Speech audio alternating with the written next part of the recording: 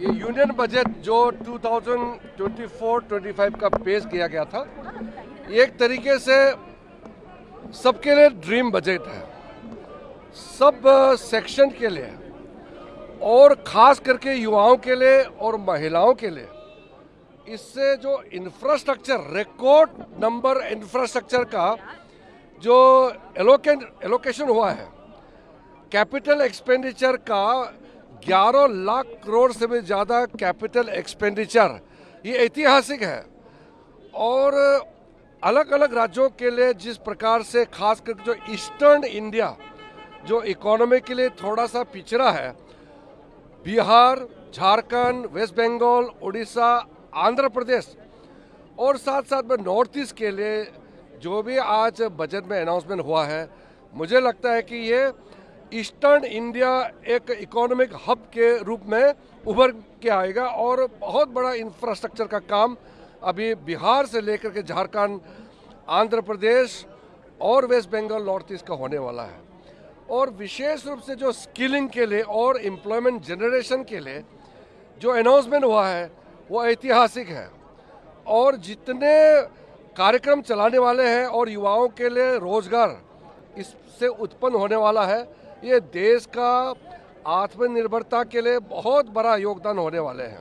It's an underwhelming budget. I didn't hear anything about the key issues facing the common people of our country. There was no mention of Manrega. There was no mention or insufficient mention of any steps taken to improve the income of the ordinary person.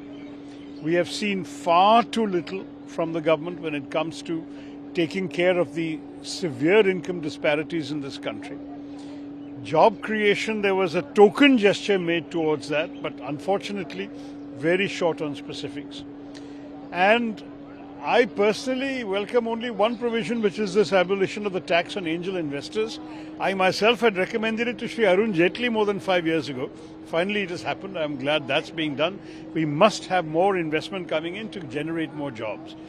But otherwise, I find very little in terms of any good creative ideas when it comes to generating more jobs in our economy and more opportunities for young people and for those at the bottom of the pyramid to improve their incomes. We will have to study the budget in much more detail, but I would say it's an underwhelming budget. क्या आपको लगता है कि इस budget से समाजवादी खुश है? देखिए, जब तक किसान और नौजवानों के पक्की नौकरी का इंतजाम नहीं होगा, तब तक कोई बड़ा लाभ नहीं पहुंचेगा जनता को। आपको लगता है कि असेंबली चुनाव जो होने वाले हैं आगामी, उसमें ये बजट असर करेगा, इनकी नीतियां असर करेंगी? स्वाभाविक है, क्योंकि सरकार जब चलती है, सरकार के फैसलों से असर पड़ता है। जो इश्यूज फेस कर रहे हैं आज, रोजगार की बात हो या अपने सपने साकार करने की बात हो, उन सबको एक बल देने का काम ये बजट में उन्होंने किया है। बहुत सारा स्ट्रेस जॉब क्रिएशन पे, स्किलिंग पे, मैन्युफैक्चरिंग पे, एम्प्लॉयमेंट जनरेशन पे, इंडस्ट्री को बढ़ावा देने के लिए, प्राइवेट सेक्टर को बढ़ावा देने के लिए, फॉरेन डायरेक्ट इन्वेस्टमेंट को बढ़ावा देने के लिए, इस तरह के बहुत सारी चीज़ें जो आम आदमी को, आम नौजवान को रोजगार की तरफ आगे बढ़ाता है, उन सब चीज़ों के बारे में इन्होंने ध्यान दिया है।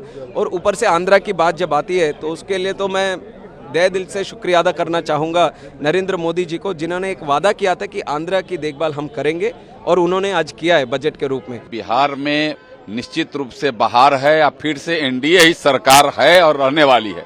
और इसके लिए जो भारत सरकार ने जो दिल खोल कर करके बजट में जो बिहार के विकास के लिए किया है, मैं सबसे पहले देश के यशस्वी प्रधानमंत्री जी का, देश के वित्त मंत्री जी का, मैं हृदय से बिहार के एक सांसद होने के नाते मैं बधाई करता हूं, धन्यवाद करता हूं।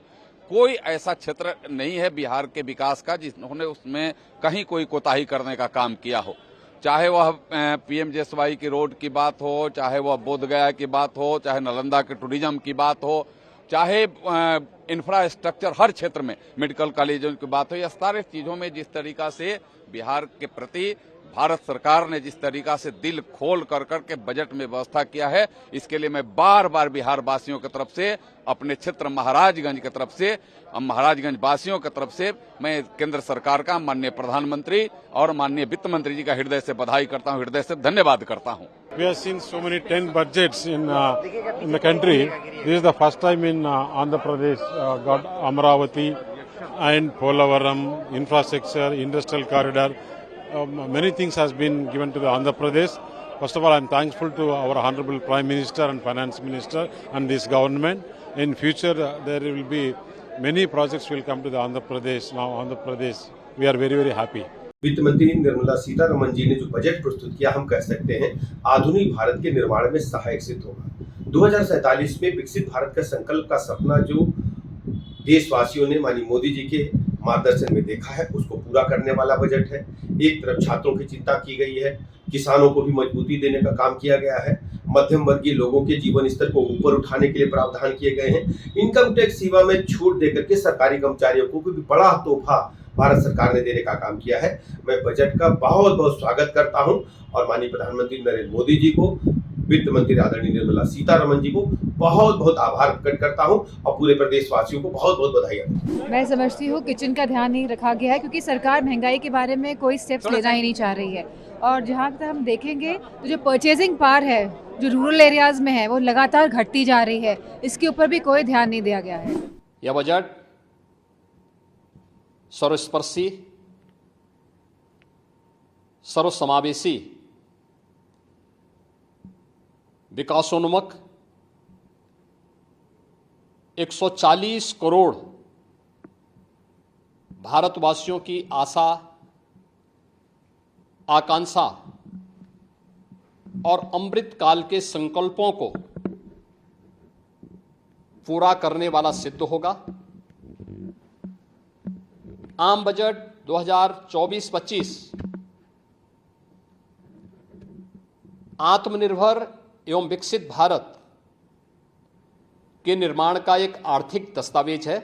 ये बजट पूरे देश के लिए एक संतुलित बजट है जिसमें 4 स्तंभ हैं: महिला, युवा, किसान। ये हमारे जो 4 स्तंभ है, मजदूर। लेकिन बिहार में जिस कहते हैं हम बिहार में बहार है, एनडीए का सरकार है। कहने को आम बजट, पर आम जनता के लिए कुछ नहीं। किसानों के लिए बड़े वादे किए थे पर मिला क्या किसानों को?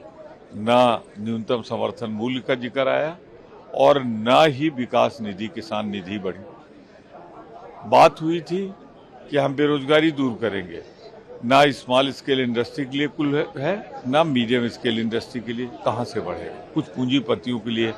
सोने चांदी का दाम तो कम कर दोगे आप, लेकिन आम आदमी की जरूरत का कैसे पूरा करोगे? कुल मिलाकर अगर आप देखें तो ये पूरी तरह निराश करने वाला। मैं तो इतना कहूँगा, झुंझुना पकड़ाया है बिहार को, आंध्रा को।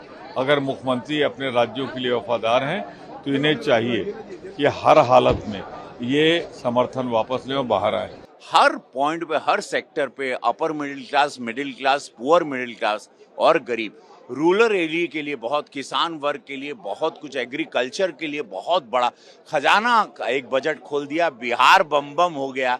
जो बाढ़ ग्रस्त इलाका है तो अब हमारा गोरखपुर भी बाढ़ से बचेगा। ये एक ऐतिहासिक, बिहार के लिए, नालंदा यूनिवर्सिटी के लिए, राजगीर के लिए ऐतिहासिक बजट हमने नहीं उम्मीद की थी। देखो, बजट दिल्ली के कागजों में उनको ठीक लगता होगा, लेकिन ग्रामीण पृष्ठभूमि पे ठीक नहीं है। इसका ज्यादा लाभ किसानों को नहीं होगा, कंपनियों को जरूर लाभ होगा।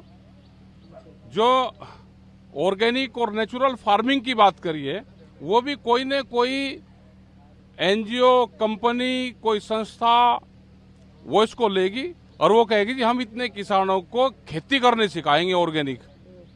या आएगा, उस पर पैसा चला जाएगा। वो इसका ये देखना कि किस मद में पैसा जाएगा। डायरेक्ट किसानों को लाभ देना है तो उसकी फसलों की कीमतें देनी पड़ेगी। बिहार के लिए जो हुआ है, बिहार का होने के नाते बहुत अच्छा लगा, लेकिन उसकी कीमत तो आपको चुकानी ही थी। यानी बिहार को ऐसे नाक नहीं पकड़ के वैसे नाक पकड़ा, लोग एक्सपेक्ट भी कर रहे थे। अच्छा किया, बिहार को ज़रूरत भी थी, बिहार की मांग भी थी, आपने किया। लेकिन साथ साथ आपने आंध्रा के लिए भी किया, एक्सपेक्टेड था। लेकिन बाकी आपने तेलंगाना के लिए क्या किया, पंजाब के लिए क्या किया, और जैसा आपने कहा बंगाल के लिए क्या किया। बहुत सारी बातें हैं जिस पे अब कल से उछल के बातें होंगी। बढ़ती हुई बेरोजगारी, बढ़ती हुई महंगाई, ख़ास तौर पे फूड इन्फ्लेशन, ऐसे चीज़ों के बारे में उनको सही ढंग से जिस तरीके से एड्रेस करना चाहिए था वो नहीं हुआ।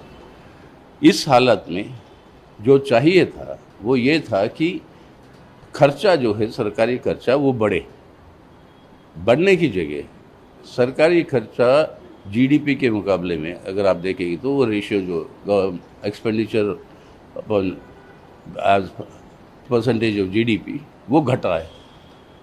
अब आपकी आमदनी बढ़ी है 14.5% और आपका खर्चा जो आप बढ़ा रहे हो वो है 5.9%। तो आमदनी इतनी ज़्यादा बढ़ी है और खर्चा इतना कम है उसके मुकाबले में। इसका मतलब क्या है? हम लोग की मांग रही थी कि जब तक विशेष राज्य के दर्जे का दर्जा हम लोग को नहीं मिलता, स्पेशल पैकेजेस हम लोग को दिए जाएं।